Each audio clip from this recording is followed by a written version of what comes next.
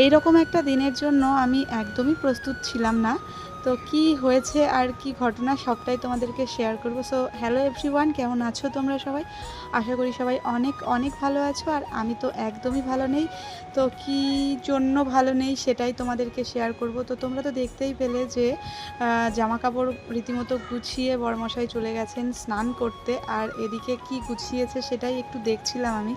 তো যাই হোক, কী আর দেখবো, এদিকে আধার কার্ড ফার্ড নিয়ে নিয়েছে, আর এদিকে রীতিমতো ফোনটাও চার্জে বসিয়ে দিয়েছে, একটা জায়গায় বেরোবে যে জন্য। আর তারপর বাবু ঘরে অবস্থা কি করে রেখেছে সেটাই শেয়ার করলাম। আর যে যার জায়গায় যাবে, আর আমি খুনতে নিয়ে চলে এসেছি রান্নাঘরে, কারণ আমাদের স্থান এখানেই। আমরা মেয়ে হয়ে জন্মেছি, খুন্তি ধরে রান্নাঘরে বসে থাকাটাই আমাদের কাজ, আর ওনাদের কাজ ঘুরে বেড়ানো। তো যে কারণে উনি এই যে স্নান করে রেডি হয়ে চলে যাবেন দীঘাতে বেড়াতে, আর আমি রয়েছি বাড়িতে। এইবার তোমরাই বলো বিষয়টা কীরকম লাগে, মানে বউ বাড়িতে আর ও যাচ্ছে বেড়াতে দীঘায়। তো এদিকে দেখো, বাবা নিয়ে এসেছিল বাবুর জন্য একটা ডাব, আর ডাবটা নারকেল হয়ে গেছে প্রায়।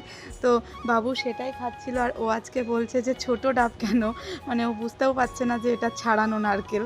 তো যাই হোক, ও এখানে খাচ্ছিল ডাব, আর আমি হচ্ছে ওদিকে রান্নাঘরে রান্না করছিলাম, আর এদিকে বাবুকে একটু ভিডিও ক্লিপ নেওয়ার জন্য এসেছিলাম আর কি।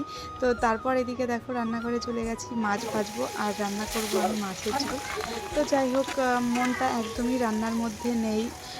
বহুতবার সমরকে বারণ করেছিলাম না যাওয়ার জন্য। তোমরা কি কেউ অ্যালাউ করবে যে মানে আমার মনে হয় না যে কোনো বউ এভাবে অ্যালাউ করতে পারে যে তার হাজব্যান্ড বউকে বাড়িতে রেখে চলে যাচ্ছে বেড়াতে দীঘাতে। তো যাই হোক, এই যে ছেলেকে নিয়ে গেছে, এখন ঘুরতে বেরিয়ে যাচ্ছে, তো যে কারণে ওকে নিয়ে গেল।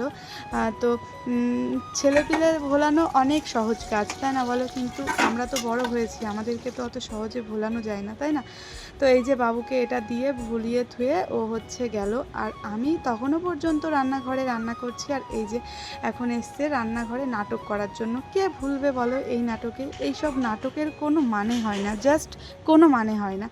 তো যাই হোক, ও এদিকে বেরিয়ে গেল, আর আমার অবস্থাটা কীরকম হচ্ছিল তোমরা মানে ফিল করো, জাস্ট একবার ইমাজিনেশন করো যে কীরকম লাগতে পারে। আর এই যে চোখের জল, এই যে কষ্ট, এটা মানে কি বলবো, এটা শুধুমাত্র একটা মেয়েই বুঝবে যে এই কষ্টটা কতটা কষ্ট। আমি অনেক অনেক রকম চেষ্টা করেছি ওকে আটকানোর, কিন্তু পারিনি। যাই হোক, তো আমাকে যদি কেউ কখনো বলে যে হচ্ছে নিয়ে যাবে দীঘাতে বেড়াতে, অন্তত আমি আমার জায়গায় দাঁড়িয়ে আমি ওকে ছাড়া যাব না।